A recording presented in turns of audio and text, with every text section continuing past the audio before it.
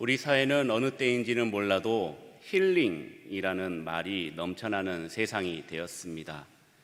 힐링이란 말은 간판에도 그리고 광고물에도 관공서에도 책자에도 언어에도 이렇게 널리 쓰이는 친숙한 외래어가 되었죠. 우리에게 힐링이라는 단어가 익숙하게 다가온 이유가 무엇일까요? 그것은 힐링 없이는 우리의 현실을 버틸 수가 없기 때문입니다. 힐링이 필요한 삶이 되어버린 사회, 그리고 힐링이 필요한 시대, 많은 곳에 힐링이라는 이름이 넘쳐나고 또 힐링이 상품화되기도 하죠.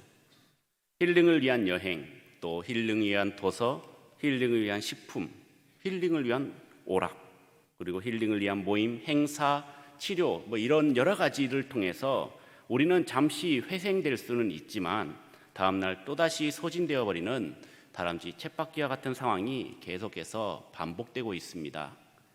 이렇게 힐링하고 일하고 또 힐링하고 일하는 그런 무한 반복이 진정 옳은 것인지, 그에 대한 답으로 사회복지학과 유범상 교수님은 필링의 인문학이라는 책에서 대중요법인 힐링보다 나를 지치게 하는 그 본질이 무엇인지, 그리고 그것을 변화시키려는 비판과 실천을 행하는 원인 처방을 위한 필링이 필요하다고 강조하였습니다.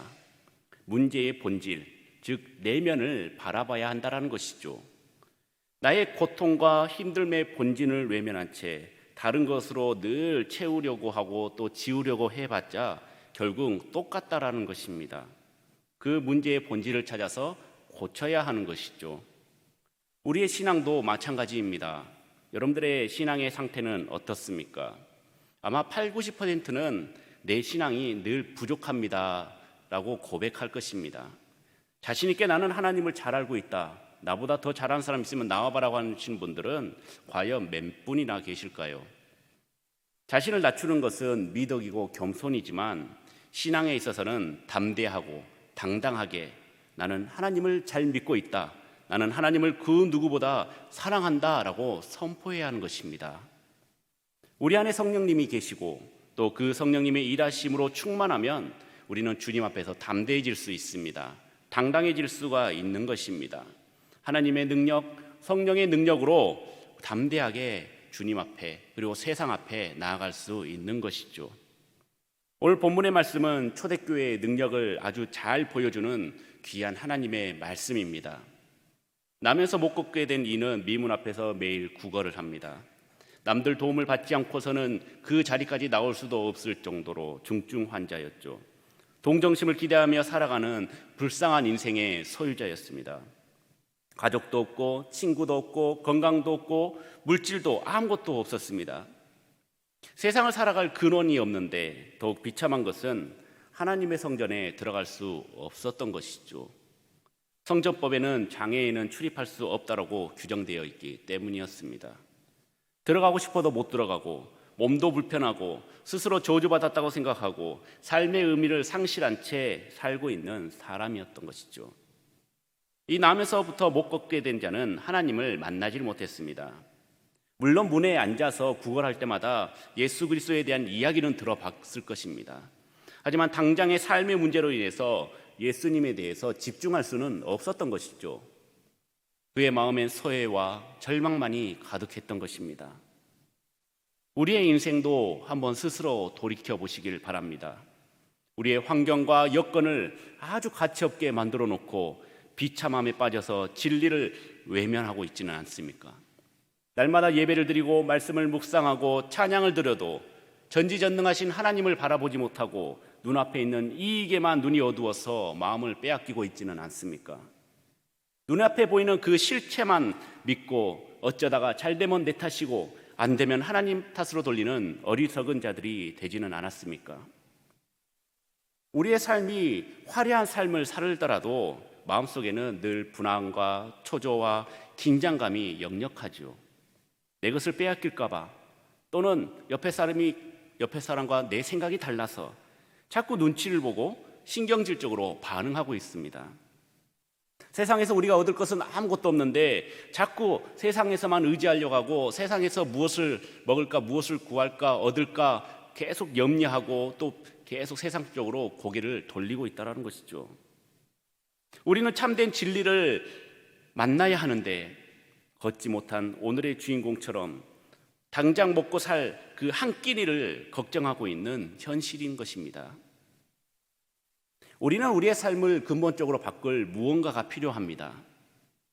우리에게 중요한 것은 한 끼 식사, 하루 살 생활비가 아닙니다. 생존을 위해서, 인간다운 삶을 위해서 반드시 필요한 것이긴 하지만 근본적인 우리의 영적 갈급함은 해결되지 못한다는 것이죠. 이런 문제를 가진 자들에게 필요한 것, 그것은 근본적인 것은 바로 예수님을 모시는 것, 바로 성령 충만이라는 것입니다.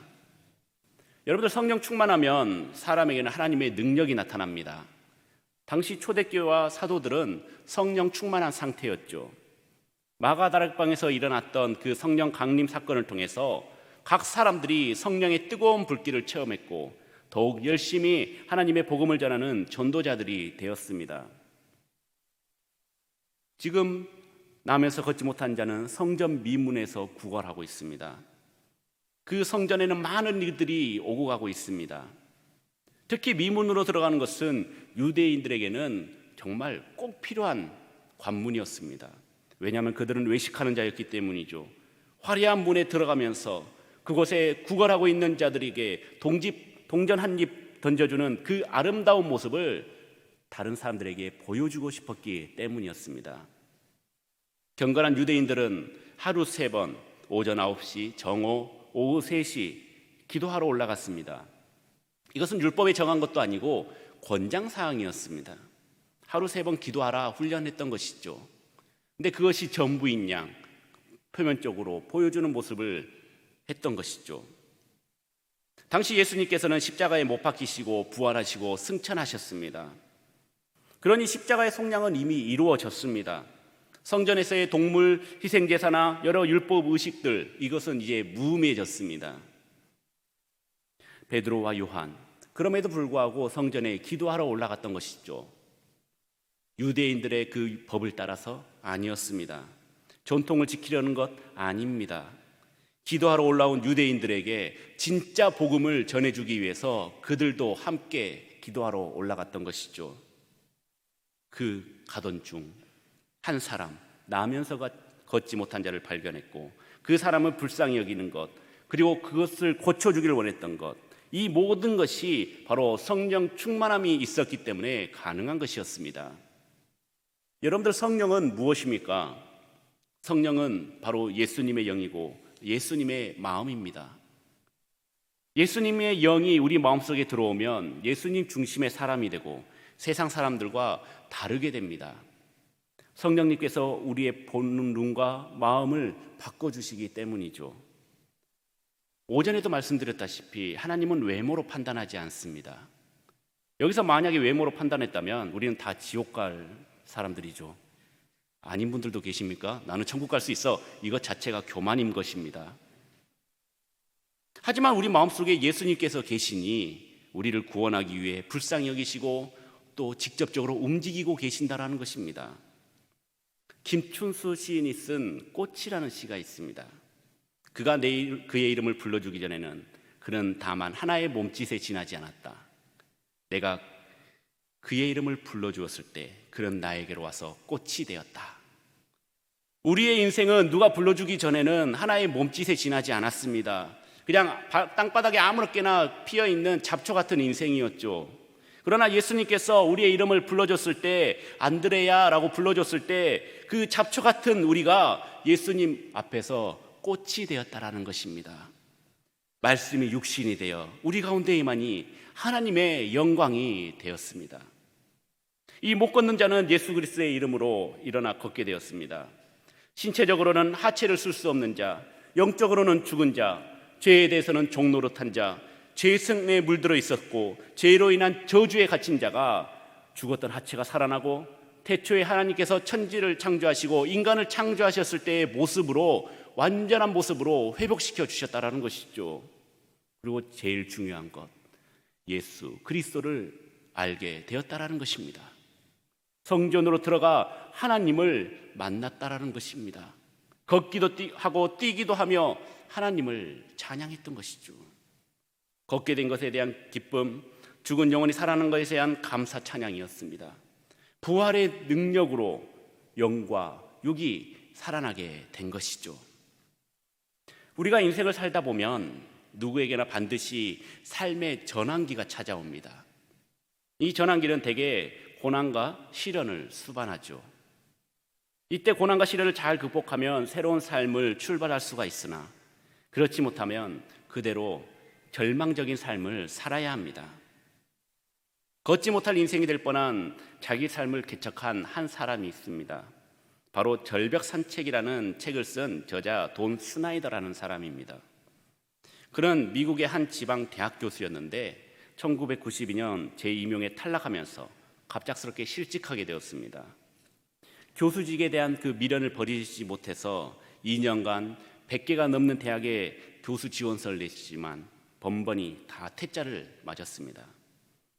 결국 그는 빈민에게 제공되는 그 식량 구입권에 의존을 했고 아내 뱃속에 있는 아이는 몇천 달러에 입양을 시킬 궁리를 해야 하는 아주 극한 상황에 처해 있었던 것이죠. 그러던 중에 그는 지금까지 자신이 추구하던 것, 그것이 가족의 행복과 맞바꿀 수 없다는 사실을 깨닫게 됩니다. 그리고 그는 자존심을 버리고 골프장의 자벽부로 또 건축 현장의 보조 일꾼으로 일하기를 시작했습니다. 그리고 그는 결국 솜씨 좋고 성실한 목수 겸 페인트공 돈 슈나이더로 다시 태어나게 된 것이죠. 이 절벽산책이라는 내용 중에 이러한 내용이 있습니다. 하나님께서는 이 세상 삶에 지친 우리의 피곤한 손과 연약한 무릎에 힘을 주셔서 일으켜 세우기를 원하십니다. 우리의 열등의식과 좌절감과 패배감의 상처를 씻기고 치료하셔서 우리가 이 모든 어려움을 능히 헤치고 나가 풍성한 복을 누리기를 원하시는 것입니다. 그러기에 하나님께서는 나면서 못 걷게 된 이 사람이 새 인생을 찾은 것처럼 지금 여러분의 지친 손을 붙잡고 일어나 걸으라 라고 말씀하고 계십니다. 그러므로 여러분, 나는 결코 일어설 수 없다고 말하지 마십시오. 이제 세상에 주저앉아 있지 말고 단호하게 자리를 털고 일어나십시오. 여러분이 당한 그 고난과 시련을 새롭고 가치 있는 삶을 위한 전환기로 삼으십시오. 예수님의 사랑과 능력이 이미 여러분들에게 주어졌습니다. 다만 여러분들은 그 힘을 의지하여 일어나 세상을 향해 당당히 걸어나기만 하면 되는 것입니다. 사랑하는 성도 여러분, 이 슈나이더의 고백이 여러분들의 고백이 되시길 주님의 이름으로 축원합니다. 예수님을 만나면, 예수님을 나의 구주로 고백하면 성령의 능력을 받고 우리는 일어나게 되어 있습니다. 걷게 되어 있습니다. 변하게 되어 있습니다. 새로운 인생으로 여러분들을 초대합니다. 예수님과 함께 성령의 능력으로 일어나십시오. 우리는 주저앉아 있으면 안 되는 사람들입니다. 바로 벌떡 일어서야 됩니다. 주님의 택하심을 받았고 구원받은 자들입니다. 살아서 움직이는 거룩한 하나님의 말씀을 받들어 우리는 참된 예배자로서 일어나 걸어야 한다는 것이죠. 우리가 사는 세상은 영적인 죽음이 계속 우리를 공격하고 있습니다. 희망이 없어 보입니다. 외형은 아주 멋지지만 사실 불치병으로 신음하고 있는 우리의 모습을 발견하기도 합니다. 그러나 복음, 참된 말씀은 우리가 절망 중에 희망의 메시지를 전해주고 있습니다. 다시 회복될 것이다. 다시 살아날 것이다. 새로운 복음의 역사가 다시 일어날 것이다. 그러니 일어나라, 걸어라, 뛰어라 라고 주님께서 말씀하십니다. 새롭게 살아난 우리는 예전과 달리 180도 다른 삶을 살게 되어 있습니다. 이것이 바로 성령 충만입니다. 프랑스 작가 가트 엘릴은 종교인을 바라보는 두 가지의 방식이 있다고 합니다. 시계로 보는 방식과 나침판으로 보는 방식. 시계에 해당하는 종교인은 작동장치가 다 내부에 있습니다. 부품들을 정확하게 배열하고 적절하게 조절만 하면 되는 것입니다. 일단 제대로 조집해서 작동을 하면은 저절로 결과가 나오죠. 몇 시 몇 분, 몇 초. 반면 나침반에 해당하는 종교에는 주요 장치가 바깥에 있습니다. 창조 세계의 자기장이 바로 그런 것이죠. 구조는 이쪽이 훨씬 더 간단합니다. 그냥 자성이 있는 쇠붙이 하나만 있을 뿐입니다. 바깥에 있는 것에만 반응하면 되는 것이죠. 자기장에 의해서만 움직이는 대로. 바깥에 있는 에너지가 나침반을 작동하게 만들고 나침반은 바깥의 에너지에 반응함으로써 결과를 만들어냅니다. 우리는 시계입니까? 나침반입니까? 우리 교회는 시계일까요? 나침반일까요? 시계 같은 교회는 다 갖추어진 교회입니다. 화려하고 열심히 일꾼들이 있고 최신의 시스템이 다 갖춰져 있는 교회입니다. 자신들의 힘으로 이루려고 하는 교회인 것이죠. 나침반 같은 교회는 어떤 교회일까요? 바로 하나님의 에너지, 성령님으로 운행되는 교회인 것입니다. 하나님께만 반응하고 하나님께만 향하는 교회인 것이죠. 아무리 나침반을 흔들어도 결론은 어떻습니까? 항상 북쪽과 남쪽을 가리키고 있지 않습니까? 날마다 우리도 하나님을 향해서 어떠한 시련과 역경 가운데서도 하나님만 바라보시는 여러분들이 되시길 소망합니다. 우리 성교중앙교회는 나의 능력, 개인의 능력, 그리고 우리의 능력이 아닌 금과 은을 자랑하는 대신 하나님의 이름만 자랑하는 성교중앙교회가 되길 원합니다. 나침반처럼 오직 한 길, 그리스도만 따라가는 성령 충만한 교회가 되길 원합니다. 그것을 위해 여러분들과 제가 이곳에 모이게 된 이유인 것이죠. 우리는 예수님 만나야 합니다. 성령님을 우리 마음속에 모셔야 합니다. 그래서 성령의 능력으로 새로운 삶을 살아야 합니다. 언제까지? 과거에 머물러 있지 마시고 일어서시길 바랍니다. 세상에 머물러 있지 말고 일어서시길 바랍니다. 성령님으로 일어나시고 걸으시길 바랍니다. 하나님의 성전으로 하나님을 찬양하고 복음의 전달자로서의 역할을 잘 감당하시길 바랍니다.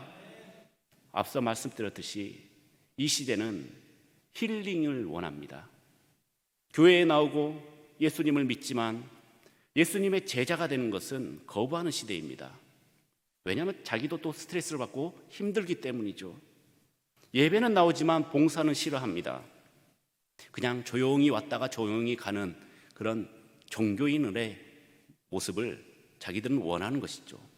편하게 마음에 평안을 누리며 듣기 좋은 말씀, 눈물 나는 감동의 찬양만을 듣기를 원합니다. 세상뿐만 아니라 교회에서도 힐링을 원하고 있는 것이죠.